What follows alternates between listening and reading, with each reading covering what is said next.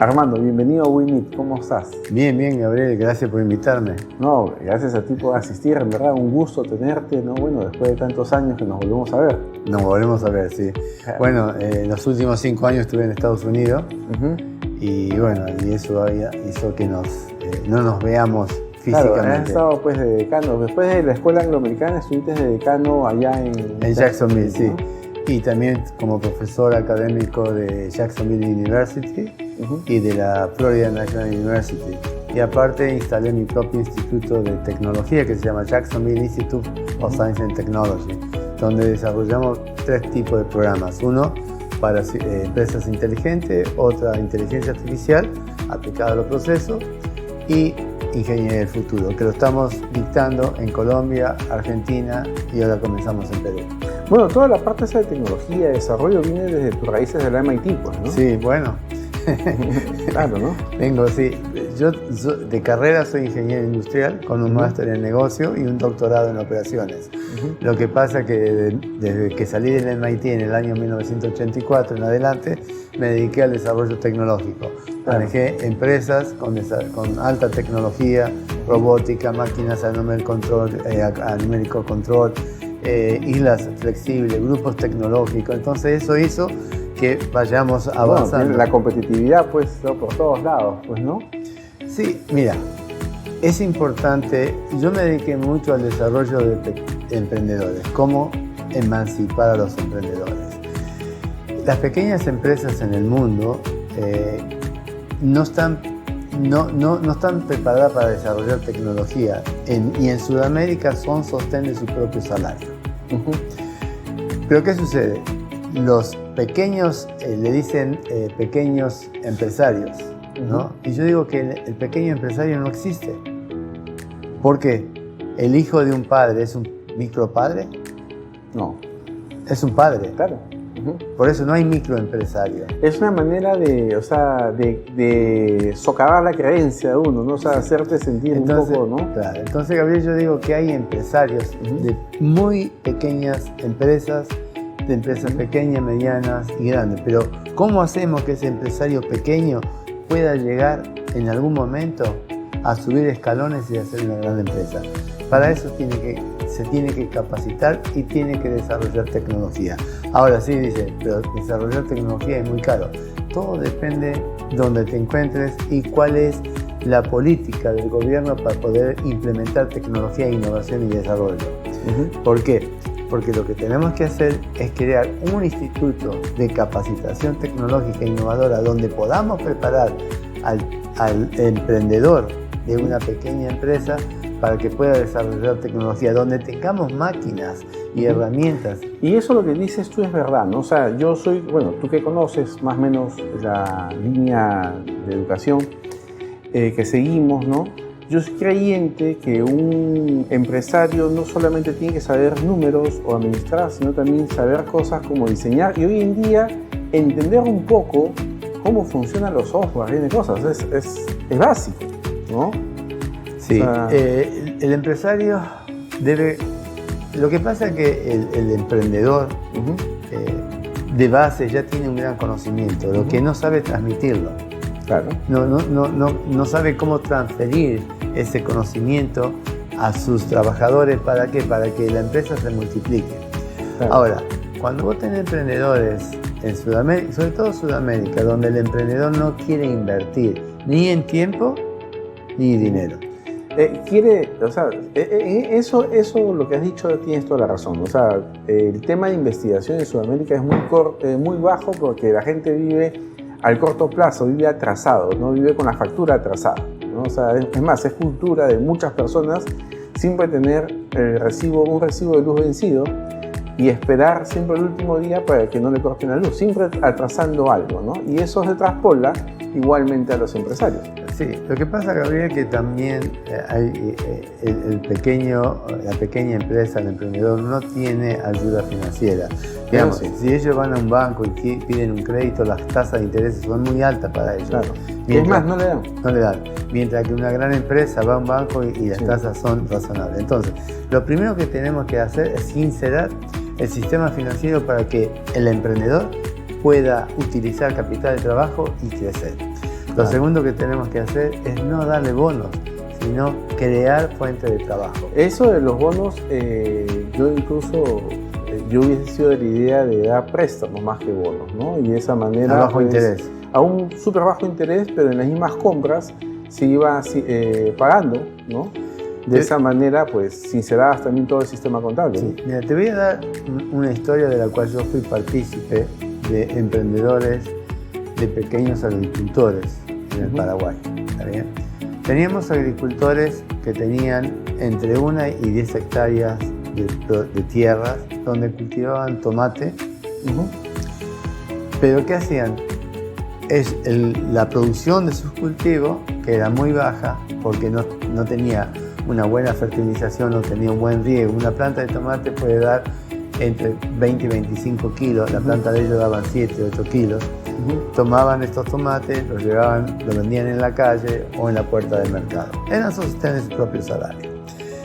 Entonces, en la comunidad de Oviedo, en el Paraguay, hablé con el gobernador, hablé con el alcalde, dije, vamos a hacer una cosa, tratemos de pedir un préstamo a través del Banco Mundial para crear una planta procesadora para estos pequeños agricultores, pero no en regalía, sino un préstamo que estos pequeños agricultores tienen que devolver, y de esa manera, cuando devuelvan todo el capital a muy bajo interés, casi cero, la fábrica pasa a ser de los agricultores. ¿Qué teníamos que hacer? Teníamos que diseñar una planta transformadora, que era una lavadora, una seleccionadora de alimentos, un Spiraflow que me daba temperatura y presión, una mezcladora, una envasadora y una esterilización. ¿Está bien? Hicimos tomate, hicimos espárrago, pasta de espárrago, de alcaucí, de apio, de acelga, no espinaca, acelga, y que se hizo todo para exportación. ¿Qué hicimos? A todos los agricultores de 1 hectárea hasta 10 hectáreas, ellos, en vez de vender la materia, el producto que cultivaban, lo tenían que entregar a la fábrica a valor de la tierra. No, en la fábrica se procesaba. El único requisito que hemos tenido, que hasta que no teníamos preparado a la gente para trabajar en la fábrica tenía que estar dirigida por la transformadora, la administradora, por técnico, claro, obviamente. Entonces, ¿qué hacíamos? Toda la producción de estos agricultores entraba en la fábrica, en la transformadora, en la procesadora, se procesaba con la logística. La venta la hacía la empresa, la transformadora. La logística la buscábamos de cada uno de los supermercados donde íbamos a poner este producto. En cada una de las góndolas indicábamos el origen del producto. Claro, eso es identificar el origen del producto y la utilidad que teníamos del producto procesado. Una parte era para reinvertir en la fábrica, otra parte era para los agricultores y otra parte para el retorno de la inversión. Claro. Al término de 10 años, estos que fueron 80 agricultores eran dueños de una planta transformadora que hoy todo lo que es pasta de espárrago lo exporta a Europa, Japón, y hoy son empresarios. Claro, y con cosas tecnificadas, ¿no? O sea, con un buen sistema de abono, educación, porque hay que educar, o sea, no quiere decir que el que trabaja la tierra sepa la frecuencia que tiene que poner ciertas cosas. O sea, no, lo que pasa es que eran 3 patas, ¿no? Primero era una ayuda a través del Banco Mundial para una planta transformadora, el gobierno que daba todo lo que era semilla y todo lo que era capacitación en la parte de riego, y por otra parte los agricultores que trabajaban la tierra y que tenían el conocimiento. Se unieron esas 3 patas y crearon una gran empresa para el desarrollo productivo. Claro, y no fue algo regalado, sino fue algo digno, ¿no? Es que lo regalado no tiene valor. No tiene valor. No tiene valor, nunca tiene valor. Y algo que también, ¿no? Lo que tú hablabas de desarrollar una banca, un financiamiento para el emprendedor, también hay que entender la idiosincrasia del emprendedor. Ponte, en México las bancas minoristas, o sea, las bancas hay mucho el tema de la banca para el pequeño empresario, ¿no? El bodeguero, todo. se está ido adaptando. Al empresario de una pequeña empresa. El empresario de la pequeña empresa. No hay pequeño empresario. Para el empresario de la pequeña empresa. Que a veces tiene que desarrollar mucho más músculo que el empresario de gran empresa. Totalmente. Porque es diferente surcar el mar con un buque a que con una lanchita que a cada ola, pues, cada pequeña ola la ves como un maremoto, ¿no? O sea, y eso sucede mucho, ¿no? O sea, y es el último que cobra, pasa muchas cosas, ¿no? Mira, Gabriel, y otra experiencia que para mí fue muy grata. Yo ya tengo una edad donde he estado en varios países de desarrollo, entonces he vivido buenas cosas y malas cosas. ¿Has vivido y has bailado tango? Bailo tango. No, yo sé que bailas tango. Todavía bailo tango. Sí, yo sé que bailas. Sí, todavía. Tengo, mi esposa es peruana, pero claro, muy buena bailarina de tango. Sí, te he visto ahí, ¿no? Sí, así que es nuestro hobby, ¿no? Claro, sí. En Córdoba, Argentina, país donde yo nací, después de muchos años, tú sabes que yo de Argentina me fui a los 20 años para Italia, claro, y de Italia después fui becado y me fui a Estados Unidos, al MIT, a terminar el doctorado. Claro, tú estudiaste ingeniería en Italia. Yo estudié ingeniería industrial en el Politécnico de Milano, en Italia. Claro, sí me acuerdo. Fui parte de la aeronáutica Macchi, trabajaba y estudiaba. Cuando fui a Italia fue contratado con la aeronáutica Macchi, como no en la parte militar, sino en la parte civil, donde producíamos aviones militares de guerra y de adiestramiento. Y yo estudiaba en el Politécnico de Milano y vivía en Varese. ¿Y ahí te becaron para el MIT? Tuve la suerte de estar becado para el MIT. Sí, fui becado para el MIT, donde desarrollé primero la maestría en operaciones y el doctorado en operaciones. Primero, la maestría es en Industrial Operation Management y el doctorado es en Research, ¿no? Investigación. Pero bueno, cuando termina el doctorado, había un CEO de una empresa francesa, Le Carbon Lorraine, que tenía la industria en Woodton, New Jersey, que necesitaba un director de planta. Entonces fue al MIT y dijo: necesito a un profesional graduado que pueda hablar más de un idioma. Tenía que hablar inglés, español, italiano y francés. Son idiomas que yo hablo, más el portugués, ¿no? Entonces, y que buscaba cierta calificación. Este señor, que después me hice muy amigo de él, el Mr. Ethan, me llevó de Woodton a New Jersey. Yo en ese momento había terminado el PhD y ganaba, no me acuerdo, ponerle $24,000 al año, $30,000 al año, porque trabajaba. En 84, 85. Sí, pero cuando voy a Woodton a tener una reunión con él, me dice, era una fábrica que hacía escobillas de grafito, ¿no? Era blanco y negro. O sea, esto no es para mí. Dice, no quiero que vea esta fábrica. Yo lo quiero mandar a Francia, quiero que vea la fábrica de Francia y quiero que me diga si usted tiene la capacidad de poder transferir lo que hace Francia acá a Woodton. Bueno, veamos. Bueno, fui a Francia, miré la fábrica, último en tecnología, una belleza. ¿Ya? Vuelvo y le digo, sí, lo puedo hacer siempre que me den los recursos. Y cuando me dan el sueldo, me dicen $52,000. Me acuerdo como hoy. Entonces yo hice así, y me dice 54. Y yo pero no era por lo poco, sino era por lo mucho que me estaban ofreciendo en esa época para mí. Y creo que terminó en 58. Dije, espérate, que no. Aguanta, ya no puedo superar más. Dije, no quiero, no estoy hablando. Fue una anécdota muy bonita. Pero bueno, eso me dio para transformar la fábrica. Es una fábrica que tenía tanto a los gerentes como a los trabajadores de muchos años. Y todos los foreman, que se dicen allá, o jefes de área, estaban a 7-8 meses de retirarse ya, ¿no? De terminar. Entonces yo tenía que hacer una transformación de una fábrica muy manual, muy manual. Después voy a lo de Córdoba, porque vino esto primero. Muy manual a una fábrica tecnológica. Y te cuento esto primero porque tiene que ver con lo que pasó en Córdoba. Entonces, cuando yo llego allá, le dije, me junto con todos, le dije, bueno, señores, acá tenemos que transformar la fábrica, tenemos 6 meses para transformar la fábrica, no vamos a tener más tablero de dibujo, vamos a tener computadoras, vamos a reformar toda la parte operativa, vamos a crear 3 líneas de producción, todos me escucharon, ¿está bien? A la semana, toda la plana de jefe me manda una renuncia, ¿no? Y me dice, y lo llevo al directorio, ¿y por qué quieren renunciar? Nosotros ya estamos grandes, dice. Usted quiere renovar, doctorcito, me decían, ¿no? Usted quiere renovar, usted viene con sangre nueva, pero nosotros no estamos preparados para eso. Entonces a mí me creó un problema muy grande por el primer fracaso mío de querer hacer algo y la idiosincrasia. Y no pensé. Entonces llamo a mi viejo profesor de MIT, Johnson.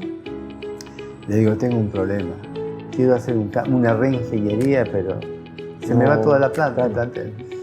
Me dijo, tú ve a la planta solo el domingo, cuando no hay nadie. Mira la planta alrededor, mira lo que quieres hacer, piensa por qué la gente te está reaccionando de esa manera y el lunes tomes una decisión.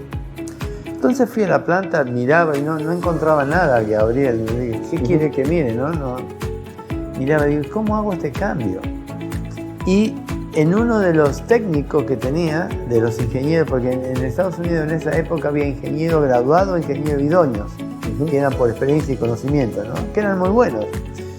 Y veo una máquina de escribir. Y yo la toco, la máquina de escribir, y 2 teclas se me traban ahí, ¿no? La máquina de escribir. Entonces la saco y veo que era justo el punto y que la máquina no me escribía. Entonces la miré y le dije, acá creo que tengo la solución. Porque el cambio no lo puedo hacer yo solo, el cambio lo tenemos que hacer entre todos. Me voy a mi domicilio y trato de ver cómo manejo esa situación. Y entonces al día siguiente, el día lunes, voy a la empresa y le digo a uno de los trabajadores, le digo, escúcheme, necesito hacer este informe, pero tiene que ser en el formato de una máquina de escribir y yo no tengo conocimiento de máquina manual. Vio, doctorcito, que la tecnología no es todo, me dice. No, tiene razón. Entonces le doy la hoja para que me escriba en la máquina y le comienzo a dictar y cada oración tenía punto, cada oración tenía punto, cada oración tenía punto. Entonces en la tercera oración me dice, espere, doctor, ¿qué pasa? Le digo, no puedo escribir porque usted me dice, no tiene el punto la máquina, no sé qué está sucediendo, no puedo seguir escribiendo. Lo miro y le digo, ¿usted ve? Álvarez se llamaba, era un latino que estaba bien. Digo, Álvarez, digo, ¿usted ve? La máquina tiene, ¿cuántos botones tiene? No sé, 37, 38 botones. Y por un solo botón que le falta el punto, usted no puede hacer una carta, un informe. Entonces me mira, ¿usted lo sacó, no? Sí, yo lo saqué, para que sepan que sin ustedes yo no puedo hacer ningún cambio. No solo me acompañaron esos 7, 8 meses, que la mayoría de los jefes se quedaron 3 años conmigo y me salvaron, me resolvieron la vida. Armando, no, es que en verdad me has dejado callado esta vez, ¿no? Bueno, vamos a hacer un pequeño corte, ¿no? Y no sin antes decir que estemos preparados para grandes cambios este año, ¿no? En un espacio dinámico como el que estamos ahora.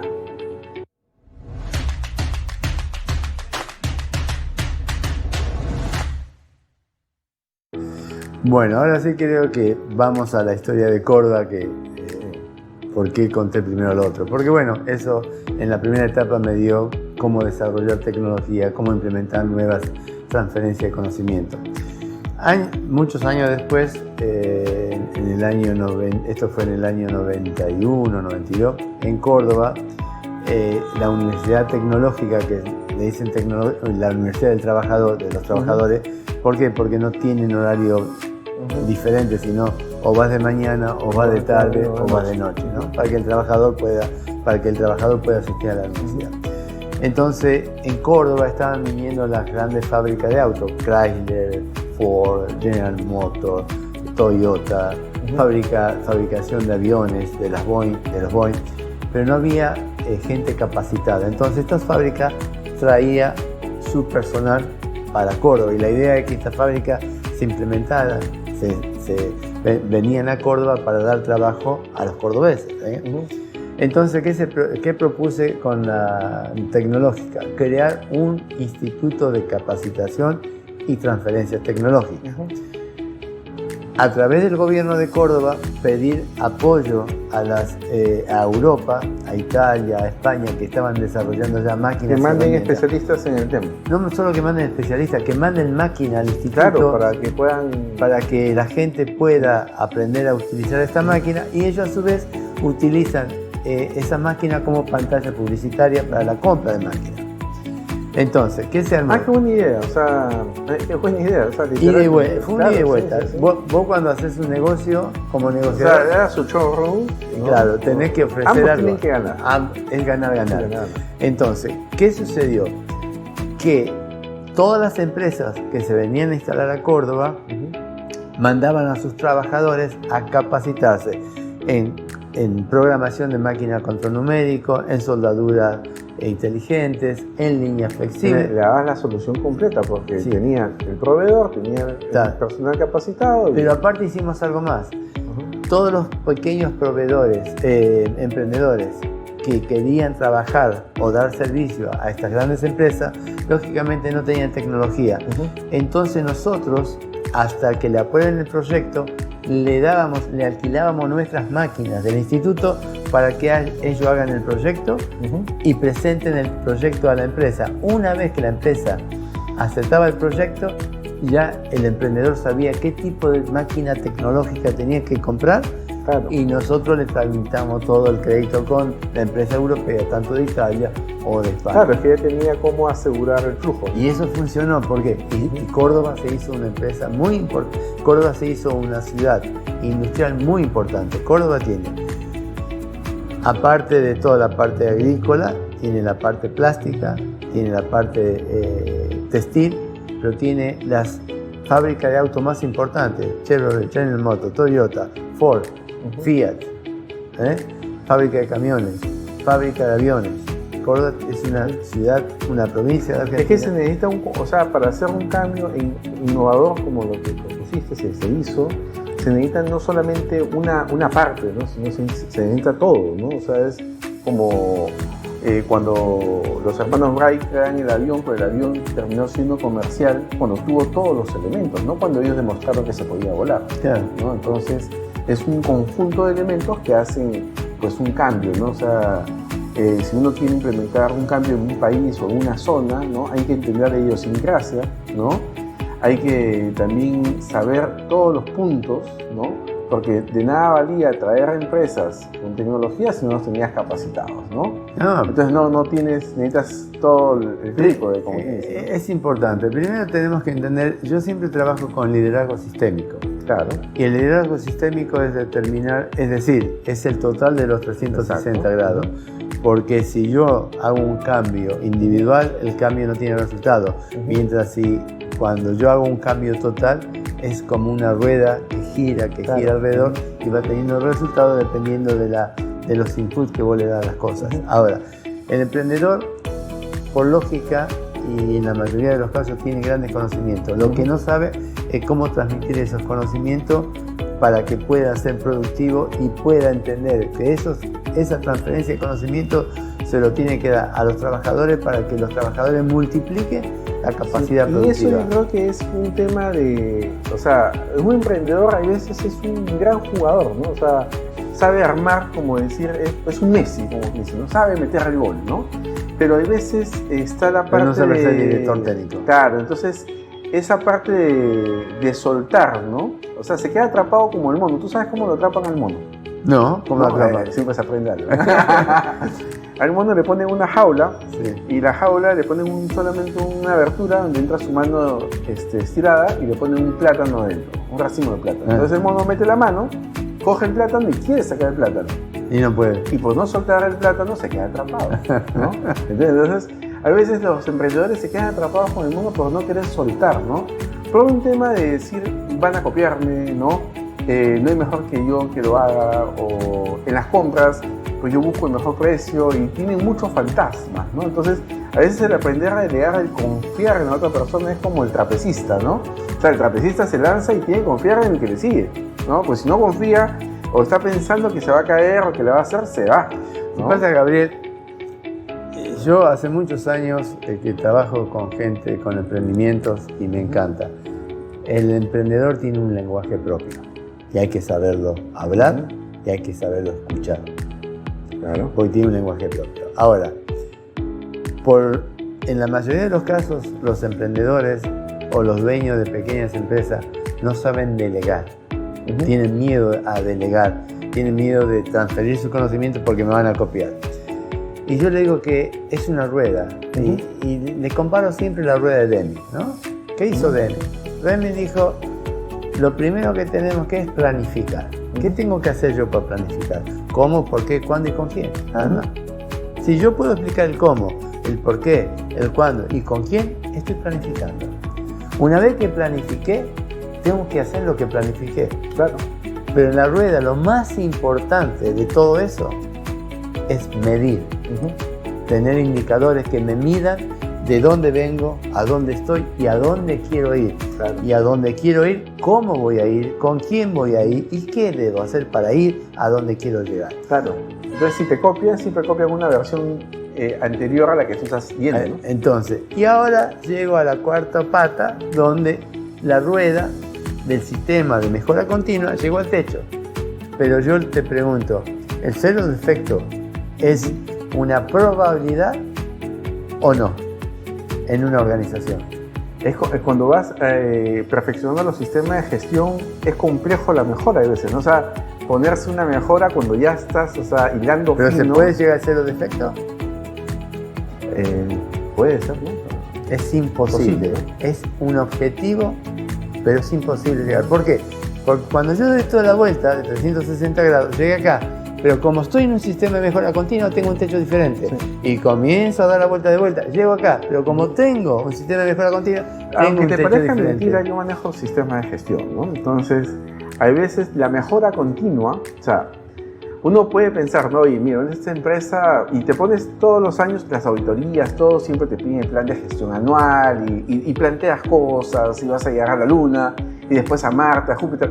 Pero en el sistema de gestión, en la mejora continua, en la revisión, hay veces, no siempre es de que vas para más allá, sino que hay veces, cuando estuviste mejorando unas cosas, se desabotonaron otras cosas por atrás y tienes que volver a reconstruir y hacer. O sea, lo que pasa, Gabriel, vos que estás en gestión, tienes que entender que muchas empresas utilizaron las normas ISO 9000 no para mejorar un proceso, sino para marketing. Claro. Para marketing. Y eso no sirve para nadie. Sí, no. Eso es engañarse a sí mismo y engañar a todos los trabajadores. Yo siempre digo que la certificación ISO 9000 no garantiza calidad. No. Solamente certifica algo que haces bien, medianamente bien o mal. Es que, y que siempre lo vas a hacer igual. O sea, literalmente las normas te permiten estandarizar, normalizar cosas, procesos. Y es una buena práctica, ¿ok? O sea, dejarlo por escrito, establecido, o sea, haberlo identificado, dejarlo por escrito. Los procedimientos permiten de que haya continuidad y no se base en personas, sino en procesos los sistemas de gestión. Claro. ¿Ok? Entonces, es una buena práctica, es una buena práctica. Pero el problema es cuando la alta dirección no se la cree. O sea, el tema tiene que ser, o sea, no ver el tema ni como marketing ni como una obligatoriedad, porque las ISO no solamente son certificadas, sino también hay unas que son acreditadas, ¿no? La 17020, la 025, N cosas. Entonces, pero si uno lo ve como un sistema real en la cual una buena práctica es la mejora continua, o sea, ver las oportunidades, no una no conformidad, no como un castigo, sino como una oportunidad de encontrar, de saber, y se vuelve una filosofía, o sea, una cultura, y es parte de cultura organizacional, ¿eh? Nada más. O sea, es parte de la cultura organizacional ver y hacer la revisión, el compartir las nuevas prácticas, el compartir cómo lo hiciste de nuevo, porque en la parte técnica todo siempre se está encontrando nuevas maneras de hacer las cosas. Y si eso no se documenta y no se está revisando y actualizando, pues obviamente eso cae en vacío. El problema es que cuando las no conformidades no resuelven el problema y se vuelven a repetir, no está resolviendo nada. Es que a veces es un tema de ver la causa raíz, ¿no? O sea, y a veces, o sea, las causas raíces tratan de justificarlas, pero es entender el por qué, ¿no? O sea, mira, yo pienso que, digamos, yo creo mucho en el sistema de gestión de calidad y creo que una buena implementación tiene que crear mejora. pero un sistema de calidad no puede ser burocrático, No. tiene que ser un traje a medida, que a Claro. medida que vaya creciendo la empresa, Sí. va creciendo el sistema. Porque si un sistema de calidad no te mejora la rentabilidad, la productividad, la efectividad y la eficiencia, no está bien aplicado. Es que lo que pasa es que cuando muchas veces el implementador va, ¿no? Tienen como, es a veces como el asesor de tesis, ¿no? Tiene la solución y siempre tiene una carta bajo la mano. Pero el asunto es sentarse con el dueño del proceso, ¿no? Que es O sea, el operario. el operario, oye, ¿cómo lo haces? O sea, ¿cómo lo haces, no? Yo guiarte un poco, ¿no? Ya, ok, no puede ser jefe de cosas, pero uno puede guiarte un poco, pero entender, o sea, es el principio de empatía, ¿no? Entender para luego ser entendido. Es lo que te dijo tu profesor, ¿no? Anda, entiéndelos para que te entiendan, Claro. ¿no? Si no, no te van a entender, ¿no?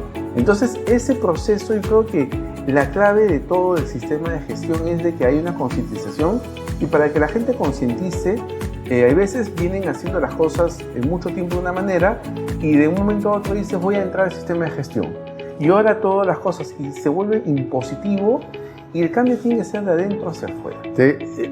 Entonces, cuando había una empresa que quería implementar un sistema de gestión de calidad, que ya tenía implementado, perdón, un sistema de gestión de calidad que no lo trabajaba. Porque cuando venía la primera auditoría, un mes antes paraban toda la fábrica, ponían todos los papeles en orden, para que venga el auditor. Pobre auditor veía todo en orden y tasaba.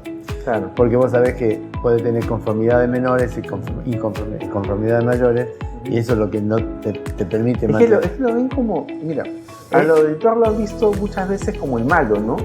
Pero al comienzo, yo te digo una cosa, ¿no? O sea, hace unos 12 años, en las primeras auditorías, ¿no? Veías al auditor como el malo de la película, ¿no? O sea, venía acá a juzgarte, a verte las cosas y te ponía pues la no conformidad, y cada no conformidad que te lograba poner era como que te hubiese metido un gol, ¿no? Claro, pero tenés inconformidad de menores e inconformidad de mayores. Sí, pero tres inconformidades mayores. sí, pero lo que voy es, a medida que van pasando los años, o sea, un sistema de gestión entra en una maduración, ¿no? Ya no son las mismas cosas, sino es un tema. Entonces, las auditorías, lo ves al auditor como una persona que viene con tanto bagaje, ¿no? O sea, los auditores han estado en tantas empresas diferentes que su conocimiento es más amplio, ¿no? La situación que uno la vive como muy propia, la pasaron varias veces en diferentes cosas, y si uno, en lugar de subir el escudo y ponerse a la defensiva, se prepara para aprender en ese momento, pues tienes una oportunidad de oro de encontrar una buena mejora, ¿no? Y tener a un tipo que la sabe y está viendo lo que tú no ves. Claro. Entonces, ¿no? Le digo, esta es una fábrica de tractores, entonces le digo, mire, vamos a crear una pirámide, inversa, ¿no? Vamos a trabajar de los mandos medios para abajo, la llamé la pirámide de rebote, y trabajemos de los mandos medios para abajo, tengamos resultados, y cuando tengamos resultados, o los resultados que nosotros queramos, recién rebotemos a la plana mayor. Cuando la plana mayor vea resultados económicos, en ese momento, en ese preciso momento, va a creer y va a apoyar todo el desarrollo del sistema. Y eso dio resultados, porque primero me senté con toda la plana mayor y le dije, ¿cuál es el problema de ustedes? No, que tenemos un sistema de calidad, que lo único que hace no crea gasto, no mejora. Es que a veces se vuelve burocrático. Es que hay veces suele pasar que la persona que implementa no pregunta, ¿no? Yo vi un laboratorio que habían puesto un requisito y habían dicho que la prueba tomaba muestra del agua, ¿no? De un líquido del agua, ¿no? Y en su fervor, ¿no? Habían redactado y habían puesto, pues, ¿no? Y el agua será analizada por un laboratorio acreditado, ¿no? Entonces, ahí estaban pasando una ISO 14001. ¿no? 14001. Entonces, la norma no te pedía que en la prueba que tomes tú el control sea por un laboratorio acreditado, ¿no? Pero en su fervor lo ponen, ¿no? Entonces, en lugar de ponerse... suena bien, ¿no? Sí. Un laboratorio acreditado, ¿no? Suena bien. Suena bien. Pero en la práctica te meten en... O sea, todo lo que... Mira, yo entendí que el liso es como un trabalengua, ¿no? Dime lo que haces, haz lo que dices que haces, deja un registro, para que cuando revise, sea lo que dices que haces, lo que haces. Lo que haces. Entonces le dije, entonces me dice el presidente, ¿cómo puedo solucionar este tema? Digo, lo primero que tiene que hacer, usted salga de la fábrica. Usted. Yo soy el dueño. Usted es el primer problema. El segundo problema es que todos los gerentes que ustedes tienen son todos amigos suyos. Pónganle una oficina bien grande, un televisor, una cafetería y mándenlo todo ahí adentro. Y déjenme trabajar con los operarios y con los técnicos jóvenes. Deme 3 meses. Y yo le puedo asegurar que el sistema de calidad, el sistema de proceso de control, la reducción de defectos van a reducir y el aumento de la productividad también va a aumentar. Me dice, ¿usted lo puede hacer? Si hacemos todo lo que yo le dije, sí. Y así fue. Entonces, el dueño me pedía permiso para entrar a la fábrica. Digo, no entre. Acá nos quedamos en el directorio. Y yo le explicaba todos los días lo que hacíamos. Pero él tuvo la capacidad, al menos, de poder decir, quiero solucionar el problema. Claro, también es parte de humildad, ¿no? O sea, a veces el ego mismo es lo que traba, ¿no? Es que él venía de un tallercito y se creó una fábrica de 1100 operarios. Wow. Y yo estuve en el proceso de Arco. También. Arco empezó en un garaje haciendo caramelos y tiene un monstruo de fábrica. Yo hice la reconversión de la papelera de Arco, ¿no? Entonces, hay proyectos que son realmente, que tienen vida, ¿no? Y que tienen historia. Entonces, hay que trabajarlos. Y generalmente estas empresas trabajan con pequeñas empresas o con emprendedores. Y ahí es donde yo te digo, tiene un lenguaje propio, donde vos tenés que saber absorber el lenguaje de ellos y que vos le hables de la forma que ellos te entiendan, porque cuando tú dices algo, yo soy transmisor, yo estoy diciendo algo, tú estás recibiendo lo que yo digo, pero yo no sé si tú me estás entendiendo lo que yo digo, pero tú lo vas a transmitir a una tercera persona y entre personas hay 2 errores. Claro, y tienes toda la razón eso, ¿no? Y hay algo muy importante, ¿no? Es de que ese manejo político, pues es un manejo político, ¿no? Saber tener esa gestión, ¿no? De poder llegar a las personas, manejar el tema, ¿no? Y hacer un cambio de cultura, ¿no? Esa expertise a veces llega con los años, ¿no? O sea, totalmente. Porque a veces uno comienza, y bueno, uno joven a veces comienza acelerando mucho, ¿no? Y sintiéndose dueño de la verdad absoluta, ¿no? Lo que pasa, Gabriel, es que cuando salís de la universidad te crees que las sabes todas y no sabes nada. Y la vida es una gran verdad. Es una gran verdad. Y la vida real te demuestra en el tiempo que el conocimiento viene a través de los años y de la experiencia. Sí. Y tenés que agradecer a la gente que transmite esos conocimientos. Por eso digo que es importante que todos los jefes de áreas, que todos los gerentes de área sepan delegar y sepan transferir, porque son ellos que le van a dar el mejor de los servicios, la mejor de las oportunidades y van a tener el mejor de los resultados. El problema está que a muchos jefes vos no le podés decir nada porque ellos no saben, son tan inseguros que no saben compartir, no saben comunicar.